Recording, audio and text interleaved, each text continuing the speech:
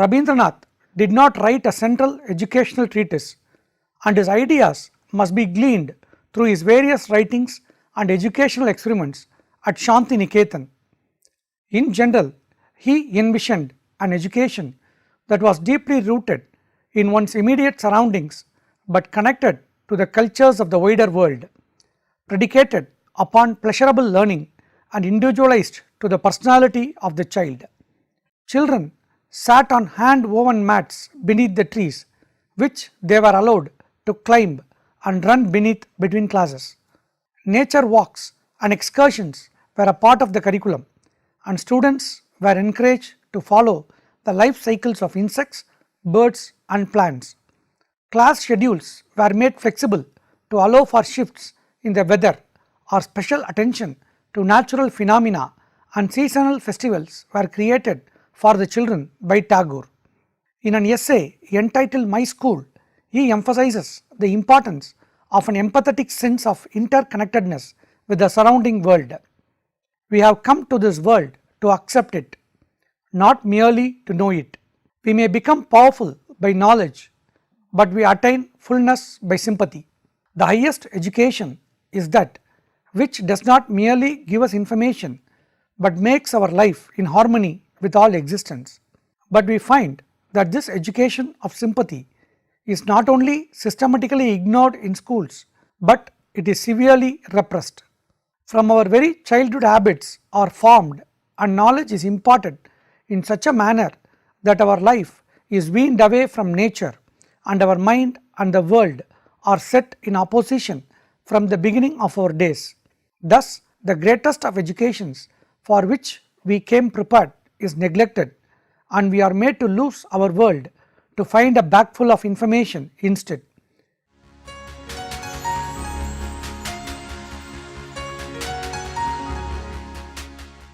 In Tagore's philosophy of education, the aesthetic development of the senses was as important as the intellectual, if not more so, and music, literature, art, dance and drama were given great prominence in the daily life of the school.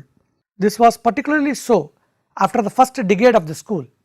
Drawing on his home life at Joransko, Rabindranath tried to create an atmosphere in which the arts would become instinctive.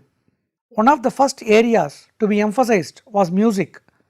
Rabindranath writes that in his adolescence, a cascade of musical emotion gushed forth day after day at Joransko. We felt we would try to test everything, he writes, and no achievement seemed impossible. We wrote, we sang, we acted, we poured ourselves out on every side. In keeping with this theory of subconscious learning, Rabindranath never talked or wrote down to the students, but rather involved them with whatever he was writing or composing. The students were allowed to access the room where he read his new writings to teachers and critics, and they were encouraged to read out their own writings in special literary evenings. In teaching also, he believed in presenting difficult levels of literature which the students might not fully grasp, but which would stimulate them. The writing and publishing of periodicals had always been an important aspect of Joransko life, and students at Shanti Niketan were encouraged to create their own publications and put out several illustrated magazines. The children were encouraged to follow their ideas in painting and drawing, and to draw inspiration from the many visiting artists and writers. As Rabindranath began conceiving of Vishwa Bharati as a national center for the arts, he encouraged artists such as Nandalal Bose to take up residence at Shanti Niketan and to devote themselves full time to promoting a national form of art. Without music and the fine arts, he wrote, a nation lacks its highest means of national self-expression, and the people remain inarticulate. Tagore was one of the first to support and bring together different forms of Indian dance. He helped revive folk dances and introduced dance forms from other parts of India such as Manipuri, Kathak and Kathakali. He also supported modern dance and was one of the first to recognize the talents of Uday Shankar, who was invited to perform at Shantiniketan. The meeting ground of cultures, as Rabindranath envisioned it at Vishwabharati, should be a learning center where conflicting interests are minimized, where individuals work together in a common pursuit of truth and realize that artists in all parts of the world have created forms of beauty, scientists discovered secrets of the universe, philosophers solved the problems of existence, saints made the truth of the spiritual world organic in their own lives, not merely for some particular race to which they belonged, but for all mankind. To encourage mutuality, Rabindranath invited artists and scholars from other parts of India and the world to live together at Shantiniketan on a daily basis to share their cultures with Vishwabharati. The constitution designated Vishwabharati as an Indian, Eastern and global cultural center whose goals were to study the mind of man in its realization of different aspects of truth from diverse points of view, to bring into more intimate relation with one another through patient study and research the different cultures of the East on the basis of their underlying unity, to approach the West from the standpoint of such a unity of the life and thought of Asia, to seek to realize in a common fellowship of study the meeting of East and West, and thus ultimately to strengthen the fundamental conditions of world peace through the free communication of ideas between the two hemispheres, and with such ideals in view to provide at Shantiniketan a center of culture where research into the study of the religion, literature, history, science and art of Hindu, Buddhist, Jain, Zoroastrian, Islamic, Sikh, Christian and other civilizations may be pursued along with the culture of the West with that simplicity of externals which is necessary for true spiritual realization in amity, good fellowship and cooperation between the thinkers and scholars of both Eastern and Western countries, free from all antagonisms of race, nationality, creed or caste, and in the name of one supreme being who is Shantam, Shivam, Advaitam.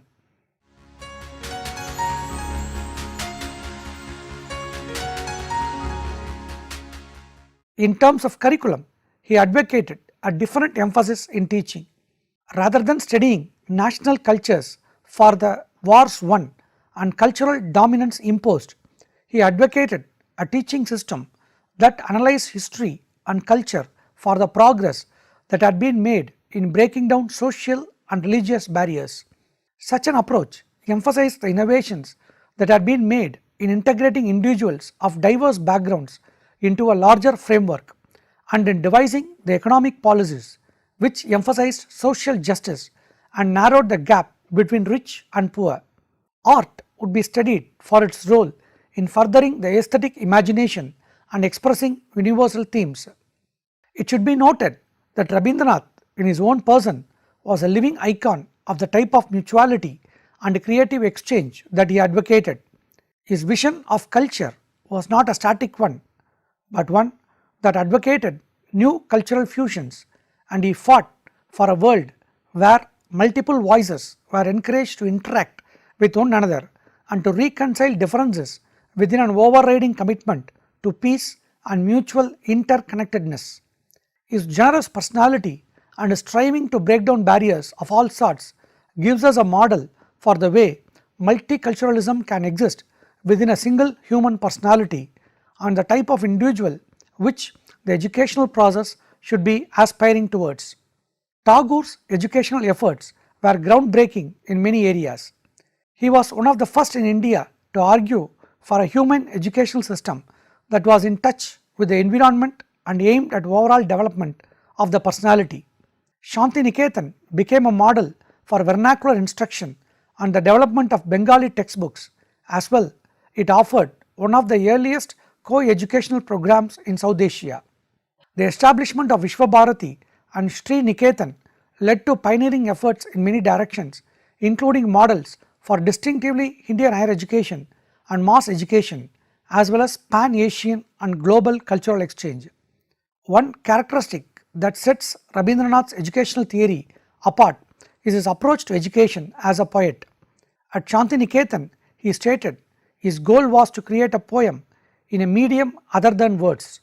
It was this poetic vision that enabled him to fashion a scheme of education which was all inclusive and to devise a unique program for education in nature and creative self-expression in a learning climate congenial to a global cultural exchange.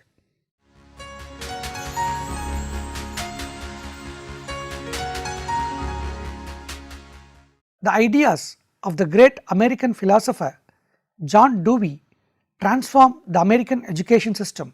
While all Dewey did was simply apply some of his pragmatist philosophical ideals to the classroom, the results of his work changed education forever.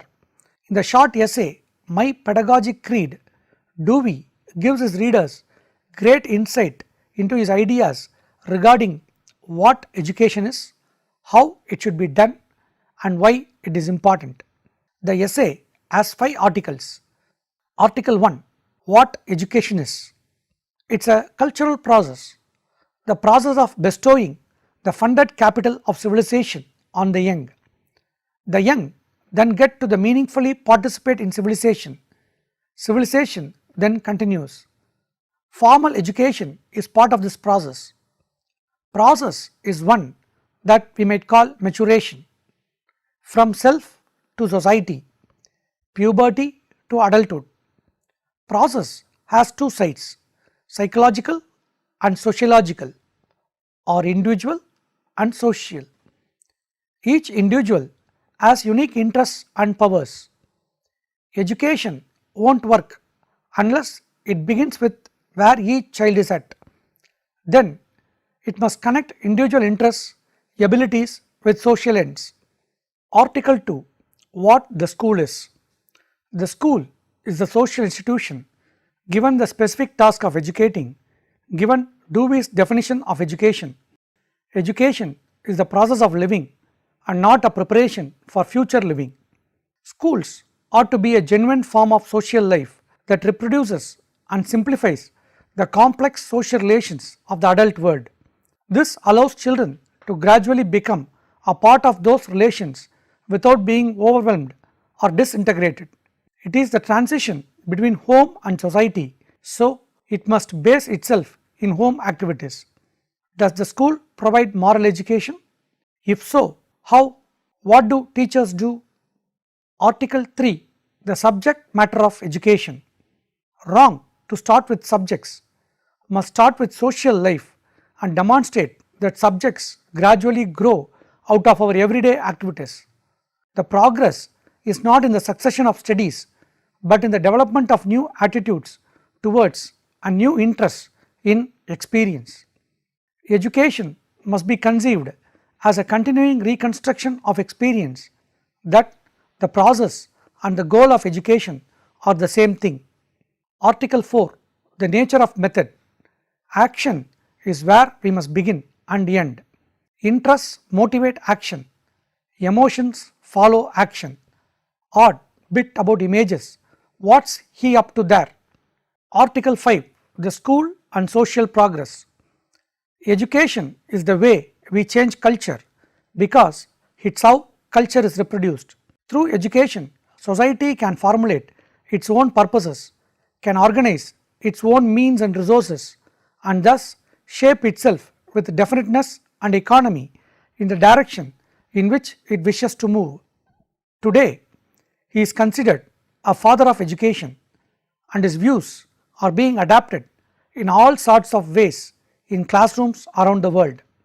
Dewey first stood out by rejecting the traditional ideal of American education, which was built around teachers standing up in the front of the classroom and pouring information into the minds of the students. Instead, Dewey suggested a new form of education that utilized applicable experience as the key element of learning. John Dewey embodies many of the pragmatic ideals that define American philosophy.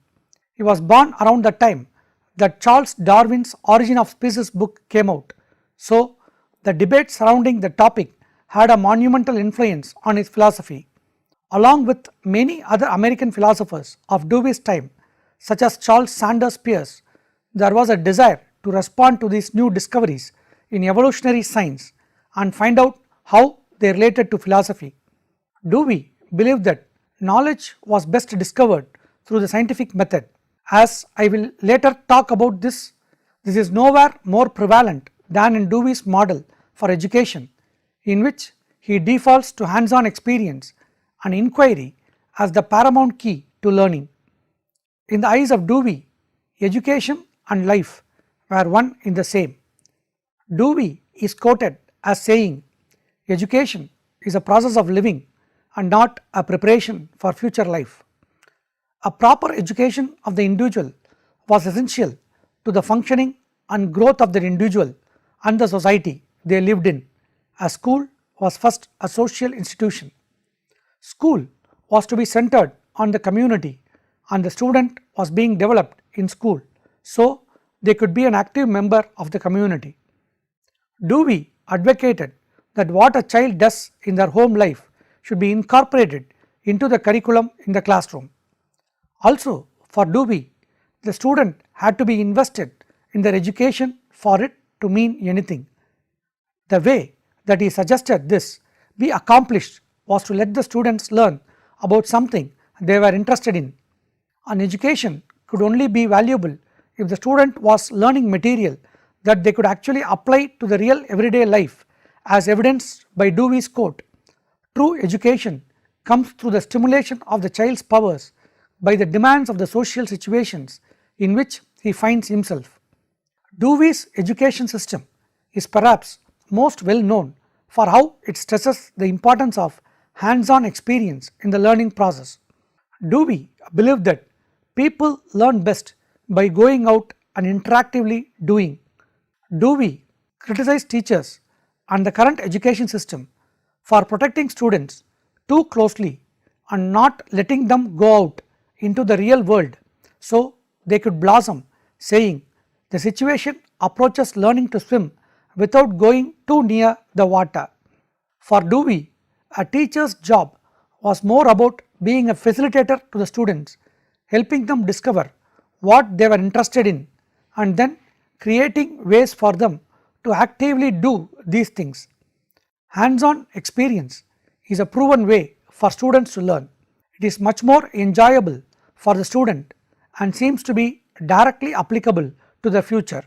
Most of us will agree with Dewey's view that students should learn about something that interests them. Stuffing facts that kids do not have any desire to learn down their throats is not beneficial to anyone. When students can actually connect with the material they are learning, they are more likely to put in the time and effort that is necessary to fully develop their knowledge and understanding of a subject. Dewey stayed true to his pragmatic ideals by testing out his own education theories in a real life environment. He created what became to be known as his very own laboratory school.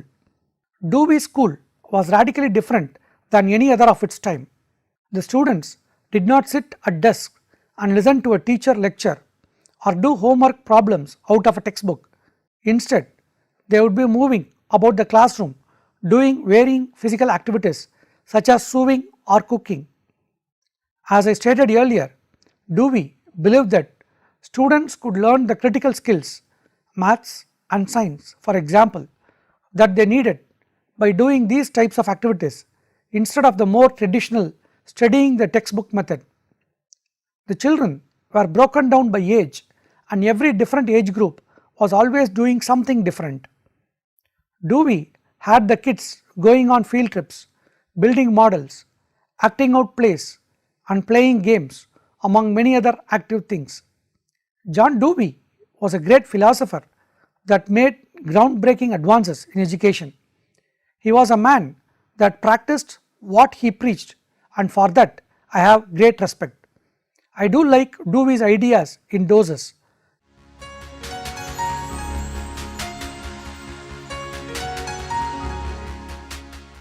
In a nutshell, his principles can be listed as following clear and unclear areas. Clear areas: education is the socialization of children. School is an active representation of society in a child's life that eases them into the world. A teacher's role is to assist students in properly responding to outside influences and not to impose their own ideas. The strict study of science leaves out the most important factor in education: human activity and socialization. Literature is the expression and interpretation of the social experience. Science should be studied as a way to more effectively regulate past experience and not as new subject matter altogether. The process and goal of education are one in the same. Some of the unclear areas are Dewey's views on merging of the social and psychological elements of education. To make the study of science the focal point of work would be to introduce the principle of radiation rather than one of concentration.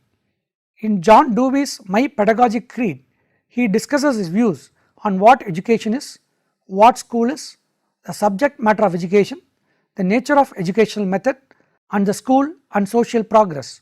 In this creed, Dewey makes many profound points that still remain relevant today. He believes that education is the act of socializing students to our society and that education should be viewed as an ongoing process instead of destination. There are a few unclear areas in his essay, such as his views on science implementation in the classroom and how social and psychological elements merge to create a well-rounded education.